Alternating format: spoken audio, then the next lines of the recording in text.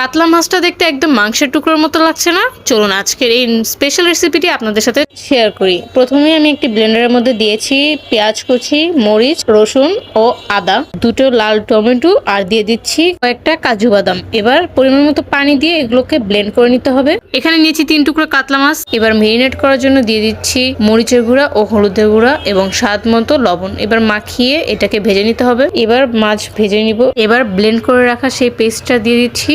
এরপর নিয়েছি হাফ চামচের মতো ময়ূরী, এটাকে ব্লেন্ড করে দিয়ে দিতে হবে। তারপর দিব স্বাদ মতো লবণ, হলুদের গুঁড়া। এরপর দিব 1 টেবিল চামচের মতো টক দই, 1 কাপের মতো গরম পানি দিয়ে দিচ্ছি। এবার ভালো করে কষিয়ে নিতে হবে। এবার ভেজে রাখা মাছগুলো দিব। এবার একটি প্যানে 1 টেবিল চামচের মতো ময়ূরী, 4-5টা শুকনো মরিচ একসাথে টেলে নিয়ে দিয়ে দিব শুধু শুকনো মরিচ এবং ময়ূরী গুঁড়ো করে দিয়ে দিব। এরপর স্বাদ মতো লবণ দিয়ে ঝোল শুকানোর পর নামিয়ে ফেলবো। এই তো তৈরি হয়ে গেল অসাধারণ মৌরি কাতলা রেসিপি। আশা করি আপনাদের কাছে ভালো লেগেছে। ভালো লাগলে অবশ্যই লাইক, কমেন্ট এবং শেয়ার করে দিবেন এবং আমার চ্যানেলটিকে সাবস্ক্রাইব করে দিবেন।